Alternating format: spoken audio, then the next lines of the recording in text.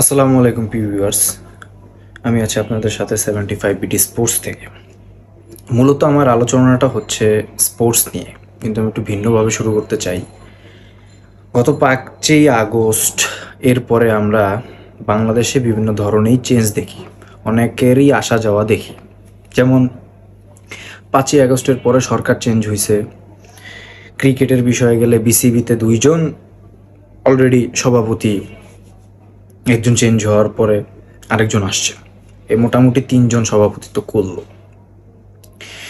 এখানে সরকার চেঞ্জ হয়ে যায়, সভাপতি চেঞ্জ হয় বিসিবির, কিন্তু বাংলাদেশের মিরপুর ক্রিকেট স্টেডিয়ামের, ন্যাশনাল স্টেডিয়ামটার পিচ কিউরেটরটা চেঞ্জ হয় না, যার নাম কামিনী ডি সিলভা। আসলে মূলত সমস্যাটা কোথায়? ওনাকে চেঞ্জ কেন করা হয় না? এটা হচ্ছে আমার মূল প্রশ্ন এই বিসিবির কাছে। বিসিবিতে কি কেউ ভালো কোনো কিউরেটর পাচ্ছে না, নাকি ওয়ার্ল্ড ক্লাসে কেউ নেই, নাকি ওনাকে ছাড়াই চলে না? বাংলাদেশ যে আজকে ম্যাচটা জিতলো, এতে অনেকে অনেক হ্যাপি, অনেকে অনেক খুশি, আমিও অভিনন্দন জানাই, আমিও খুশি।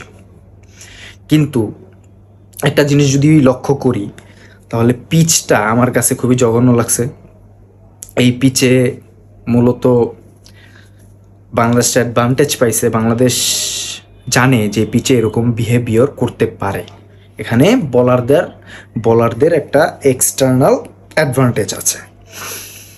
তো পাকিস্তান দল এখানে খেলতে আসছে, তাদের প্রথম ম্যাচ আজকে। তারা আসলে ওইভাবে আমি যতটুকু বুঝলাম যে ওইভাবে তারা বুঝে উঠতে পারেনি।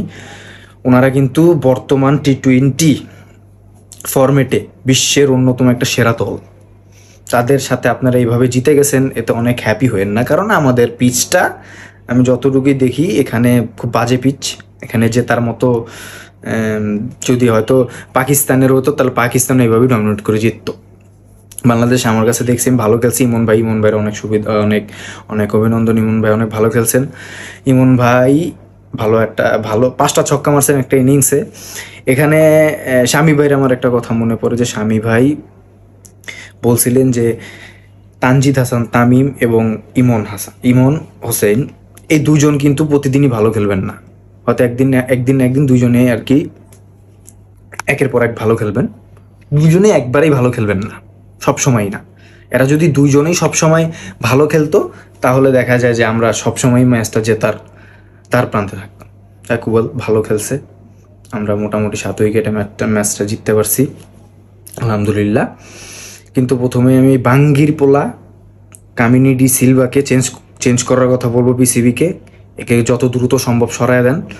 আর আমি আরেকটা কথা বলতে চাই, আমি যতটুকু জানি আমার সেন্সে আছে যে বাংলাদেশের একটা পিচ কিউরেটর, বাংলাদেশি, আমাদের দেশের ছেলে, উনি নেপালে গিয়ে পিচের কাজ করেন, পিচ কিউরেট করেন, পিচ তৈরি করেন নেপাল অ্যাসোসিয়েশনের আন্ডারে। তাদের ন্যাশনাল ক্রিকেট যে স্টেডিয়ামগুলো হচ্ছে, ওইখানে উনি, আমাদের দেশের ছেলে যদি কাজ করতে পারে, তাহলে এই শ্রীলঙ্কার এই কামিনী ডি সিলভাকে কেন সরানো যায় না? এরা দিয়ে আমাদের কি সমস্যা, বা এরা কি আমরা ছাড়তে পারবো না? পুরা মিরপুরের পিচটাকে বিগত কয়েক বছর যাবৎ উনি নষ্ট করে ফেলছেন, এক কথায় এনে ড্রেন বানায় ফেলছেন। এটা কোনো খেলার উপযোগ্য না। এখানে আসলে আমরা যে কোনো দলই আসুক, অস্ট্রেলিয়ারও আমরা এর আগে 5 ম্যাচের সিরিজে আমরা 4টাতে জিতে এভাবেই মনে করেন বাম্বু দিয়ে দিছি। এভাবে যত দলই আসুক না কেন, ইন্ডিয়াও আমাদের সাথে এখানে এসে সিরিজ লঞ্চ করছে। এভাবে ইন্ডিয়াও একটা বড় পরাশক্তির দল বর্তমানে, ওনাদেরও আমরা এইভাবে হারাইছি আমাদের এই পিচে। তো আমার কাছে এটা সুবিধা মনে হয় না। আমার কাছে মনে হচ্ছিল যে যদি সিলেটের মাঠে এই গেমটা হতো, তাহলে আর 2 দল ডমিনেট করতো, ভালো একটা ম্যাচ দেখতে পারতাম, হাড্ডাহাড্ডি লড়াই হতো।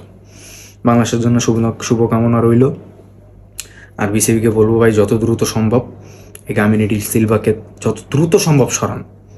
নাহলে এই মিরপুরে আপনি যতই ডেকোরেটেড করেন না কেন, যতই সৌন্দর্য বাড়ান না কেন, ওই পিচে যে পিচটা আপনি কিউরেটার এটা ঠিক করতেছে, উনি লস্ট। এটা পুরোটাই একটা বৃথা যাবে ভাই।